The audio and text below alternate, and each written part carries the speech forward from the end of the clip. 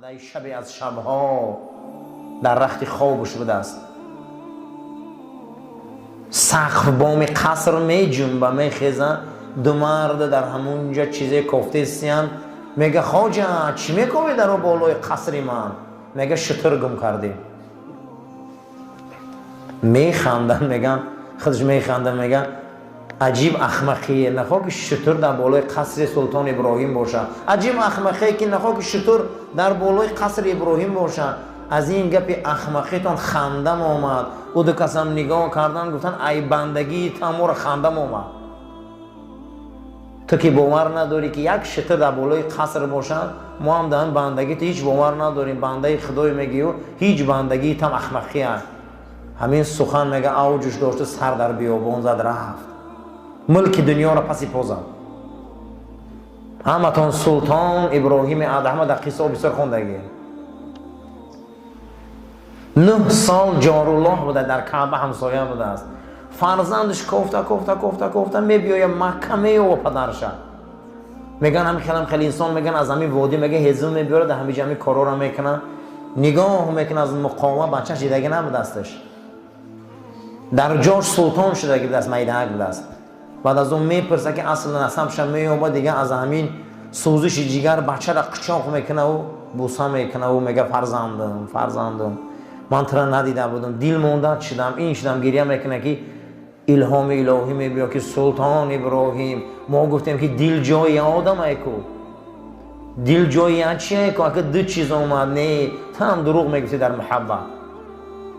میگه بغلش بچهش میگه دست برداشت پروردگار رو، جایی که محبت تو باشه دیگه محبت حرامه، گذاشتم ای بحرش.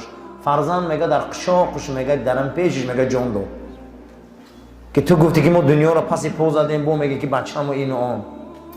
عزیزو این عالمی اولیوگی همیه 11 سال حج میروه.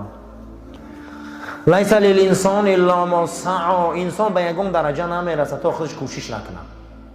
خوشا به حال انسانی که سرنگ سلطان ابراهیم دنیا رو چیکار کرده؟ پسی پا زده. حاکم عراق پیشنهاد میکنه که سلطان ابراهیم بیاری. اگر بیایه یک روز نان مخره و شکن سلطان، یک روزه بوجه دولت فداش میکنم. خبرش میبیارم و میخنده. گفته ما دولت از آهی سحر یافتیم، ما هم دولت پسی پا زده بودیم به این دولت رسیدیم، ما دیگه دولت در کار نیست. عزیزا حالی ما آهی سحر دولت چه ندیدیم. این گونه شخصیت ها بودن، این گونه بزرگا بودن، این گونه اولیاء خدا بودن. برای همین لیس للانسان الا ما سعی. هیچ که به یگان درجه نمیرسه تا خودش کوشش نکنه. حرکت میکنی جمعه میبیایی به همین درجه میرسی. حرکت میکنی به سوی علم به همین درجه میرسی، به سوی اخلاق میبی به همین درجه میرسی. تربیه اسلامی سو تربیه بزرگه.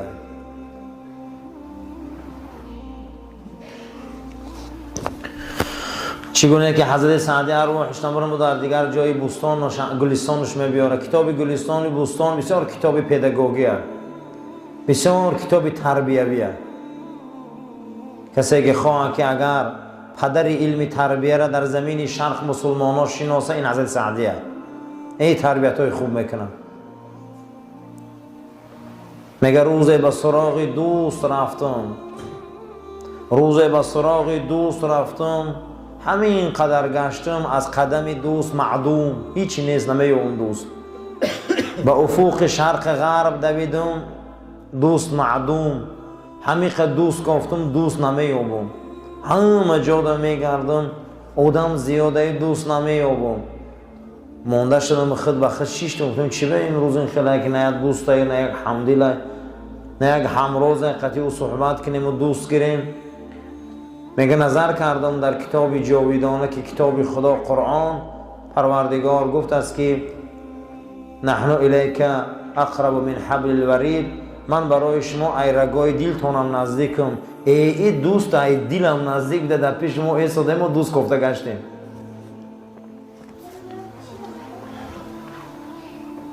الله جل و علا شأنه در کتاب جاویدانه قرآن عظیم و شان گفته است که من برای شما ایرگوی گردنتونم نزدیکم، مود دیگه دوست در کار نیست.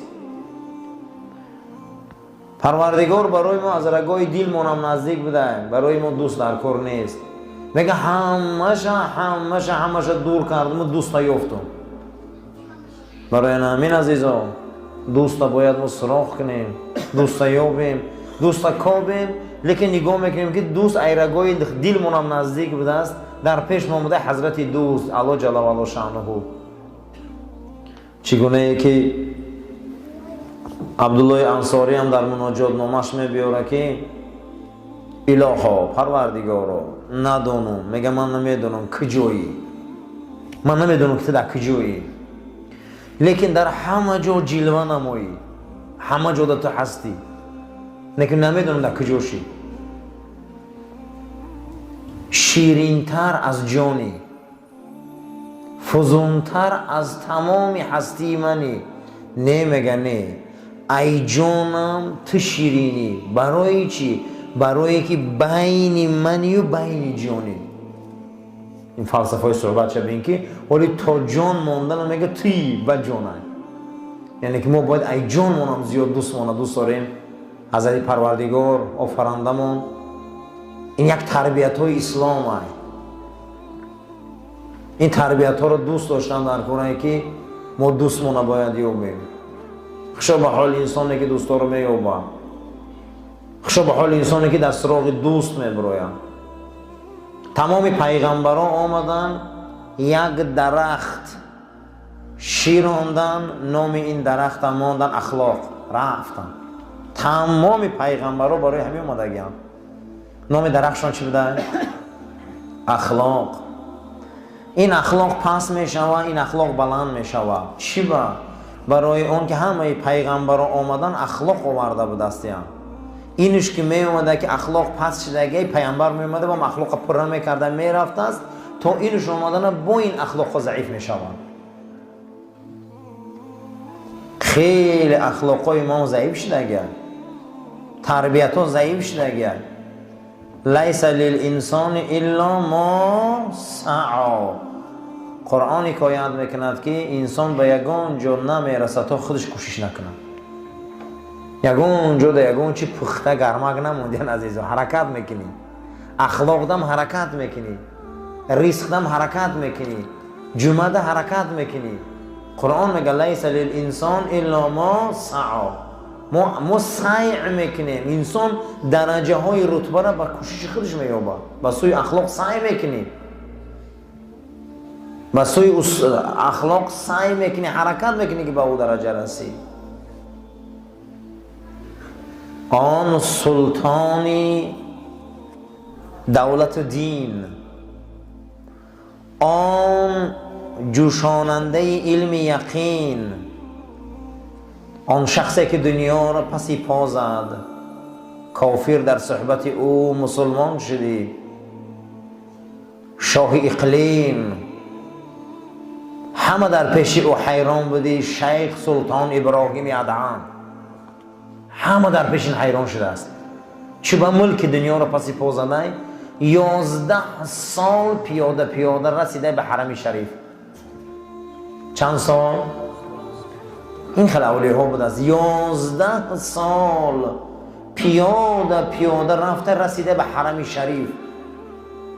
هر ملک و هر دهه و هر مکان و هر مقام زیارت کردی.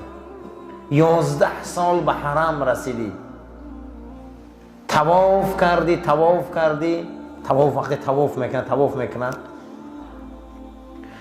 دور از طواف میسته و خانه را نگاه میکنه، میگه ای من از ملک بلخ خستم، 11 سال صحرا و بیابان قد سعی کردم آمدم. میگفتن کجا میری؟ خانه خدا. ای من گمان کردم خدا همه جای، غیر خانه سیاه چیزی نبود از کو. و من آمدم که خدا را در اینجا یابم. من آمدم چیزی نیفتم غیر خانه. من گمان کردم که خدا در خانه شد. بعد از اون میگه با گریس یک جوان زیبایی را دید که همین خیلی جوان زیبا های پیش کعبه اومد میگه جوان از هوش رفت. کسی او رو میگه نه سراغ نمیکنه نمیبرداره. میگه اومده از سرش بردار. جوان هوشیار کرد. گفت چو کردی؟ گفت هوشم رفت. گفت سبب؟ گفت من یهودیم. گفت در این ملک حرم چی میکوبی؟ گفت تماشا اومدم. گفت چی گونه؟ گفت عبادت مسلمانا را. و گفت احرام در برداری. گفت نشناسم من نباشه ایمان ندارم. چی با از هوش رفتی؟ گفت وقتی به حرم نزدیک میشدم هاتف یک صدا در گوشم آمد که تو حیف بر اون مرد و حیف به او جوان، حیف نمیدونی تو در شرمه که اطراف کعبه بیایی و در این حج سلطان ابراهیم باشد به ایمان گردی. میگه این صدا زد که ابراهیم ای کجای اون هوشم رفت که در پیش غلطی ده بودم. میگه برداشته شد به دست سلطان ابراهیم ادهم مسلمان شد. برادر 11 سال میرد زمین حجر با او درجه ها میرسن. 9 سال در دست بند داره. میگه برای حاجی ها هزون میبیاره گرم میکنه میره شربا میپزه و آبی طهارت میتیه. 40 شمشیر به دست پیشش میرفته 40 گرز به دست از خفاش میرفته. اینا میگفتیم سلطان ابراهیم